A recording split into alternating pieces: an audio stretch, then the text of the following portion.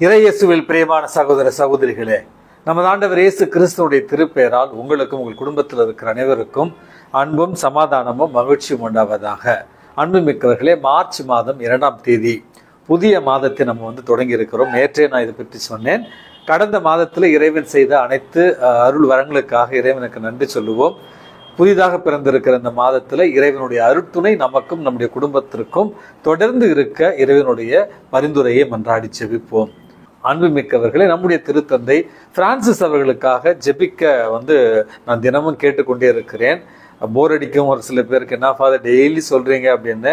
நம்ம குடும்பத்தில் யாராவது ஒருத்தருக்கு உடம்பு சரியில்லைன்னா எப்படி நம்ம ஞாபகமா ப்ரேயர் பண்ணுவோமோ, அதே போல நம்முடைய திருத்தந்தை அவருடைய உடல் நலன் சீராக மறுபடியும் தொடர்ந்து அவர் திருத்தந்தையினுடைய திருச்சபையினுடைய பணிகளை எடுத்து செய்ய அவருக்காக நம்ம தொடர்ந்து ஜெபிப்போம். நிறைய நல்ல மாற்றங்கள் அவரிடம் இருப்பதாக மருத்துவர்கள் கூறுகிறார்கள். தொடர்ந்து ஜெபிப்போம்.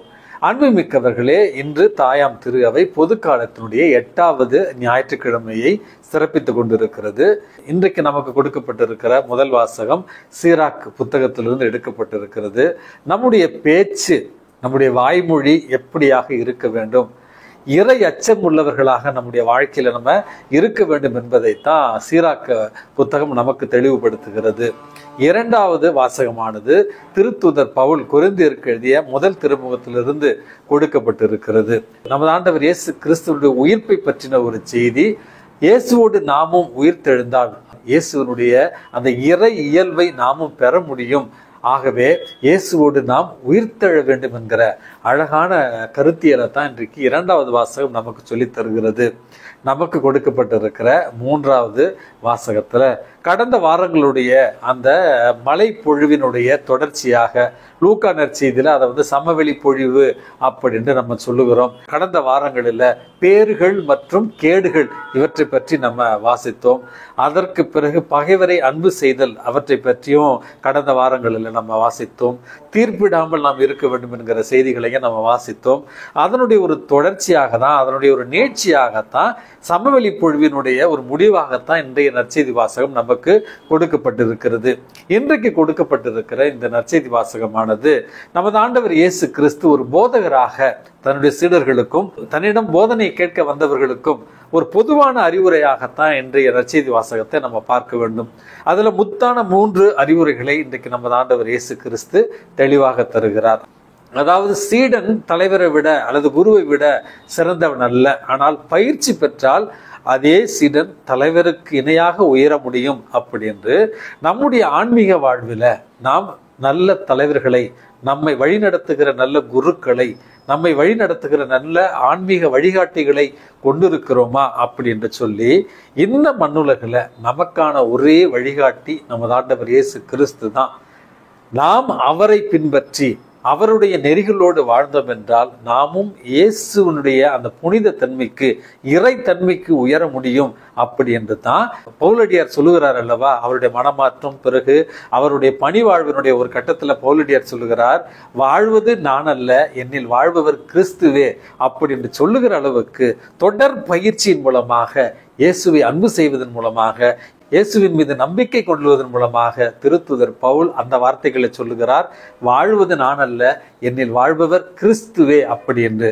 ஆகவே இன்றைய நற்செய்தி வாசகத்தினுடைய முதல் செய்தியாக நம்முடைய வாழ்விற்கான, நம்முடைய ஆன்மீகத்திற்கான தலை சிறந்த வழிகாட்டியாக நமது ஆண்டவர் இயேசு கிறிஸ்துவை நாம் எடுத்துக்கொள்கிற பொழுது அவரை போல நாமும் புனிதத்துல வளர முடியும் என்கிற முதல் செய்தியையும், அதே நேரத்துல நமது ஆண்டவர் இயேசு கிறிஸ்துவனுடைய அந்த போதனைகளுக்கு எதிராக இருக்கிற சாத்தானுடைய மாய வலைகளான இந்த உலகம், இந்த உலகத்தை சார்ந்த வாழ்வு, இந்த உலகத்தை சார்ந்த உறவுகள், இந்த உலகத்தை சார்ந்த செல்வம், இந்த உலகத்தை சார்ந்த எண்ணங்கள் இருக்கிற நேரத்துல நிச்சயமாக நமது ஆண்டவர் இயேசு கிறிஸ்துவனுடைய அந்த புனித தன்மைக்கு நம்மால் உயர முடியாது, நம்முடைய குருவனுடைய நிலைக்கு நம்மால் எட்ட முடியாது என்பதை புரிந்து கொள்ளத்தான் இந்த நற்செய்தி வாசகம் நமக்கு அழைப்பு விடுக்கிறது. 2வது பகுதியாக இன்றைய நற்செய்தி வாசகத்துல நமக்கு கொடுக்கப்பட்டிருக்கிற ஒரு அழகான செய்தி என்பது பிறரை தீர்ப்பிடாத ஒரு வாழ்வு. அதனால் நம்முடைய கண்களில் ஒரு மிகப்பெரிய விட்டத்தை வைத்துக்கொண்டு பிறருடைய கண்களில் இருக்கிற துரும்பை நம்ம காணுவது ஏன் அப்படின்னு சொல்லி ஒவ்வொருவரும் இந்த கிறிஸ்தவ வாழ்வில் நம்மை பற்றின ஒரு சுய ஆய்வு செய்து வாழ வேண்டும்.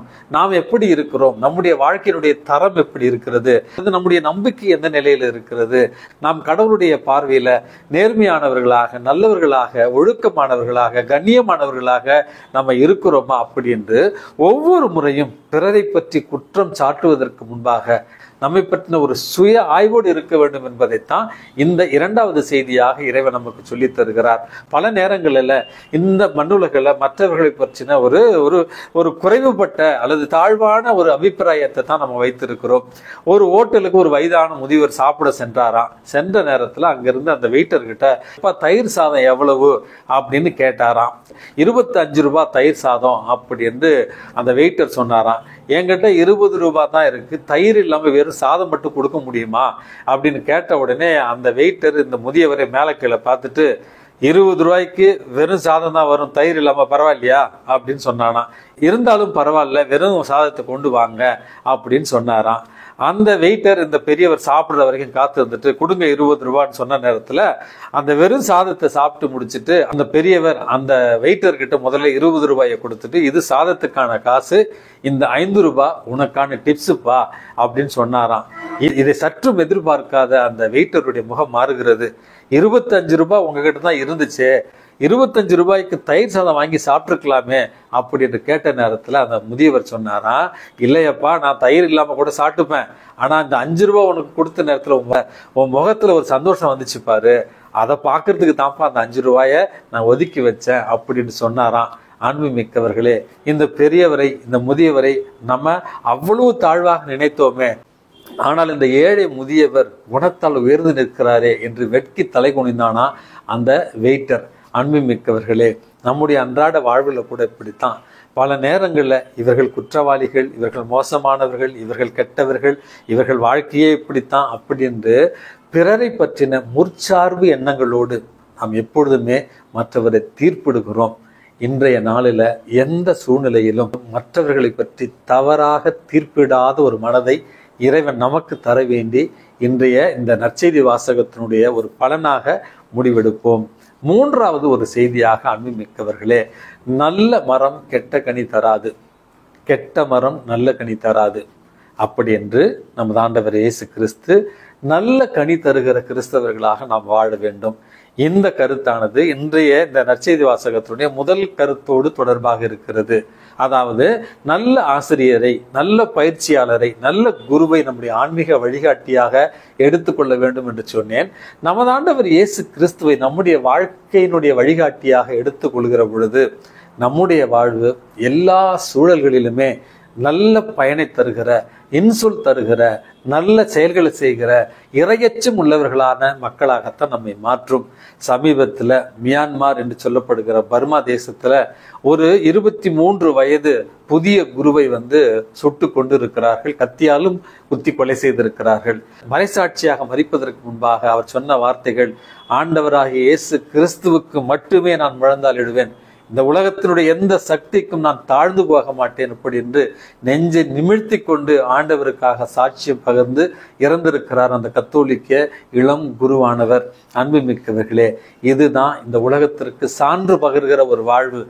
எந்த சூழ்நிலையிலும் பாவத்தை ஏற்றுக்கொள்ளாத ஒரு வாழ்வு, எந்த ஒரு சூழ்நிலையிலும் பாவத்தோடு சமரசம் செய்யாத ஒரு வாழ்வு, எந்த சூழ்நிலையிலும் இயேசுவை மறுதலிக்காத உண்மைக்கு சான்று பகருகிற ஒரு வாழ்வாகத்தான் நம்முடைய வாழ்வு இருக்க வேண்டும். அதுதான் உண்மையான கத்தோலிக்க கிறிஸ்தவத்தின் கனிதருகிற ஒரு வாழ்வு என்பதையும் இறைவன் இன்றைக்கு நமக்கு தெளிவுபடுத்துகிறார். ஆகவே இந்த அருமையான நாளில் நமது ஆண்டவர் இயேசு கிறிஸ்துவை நம்முடைய வழிகாட்டியாகவும் ஆன்மீக தலைவராகவும் ஏற்றுக்கொண்டு தீர்ப்பிடாத உள்ளத்தோடு நல்ல கனிதருகிற மரங்களாக மாறிட இறைவனிடத்துல மன்றாடி செபிப்போம். எல்லாம் வல்ல இறைவன் தந்தை, மகன், தூய ஆவி உங்களையும் உங்கள் குடும்பத்தில் இருக்கிற அனைவரையும் நிறைவாக ஆசீர்வதித்து பாதுகாத்து வழி நடத்துவாராக. ஆமேன்.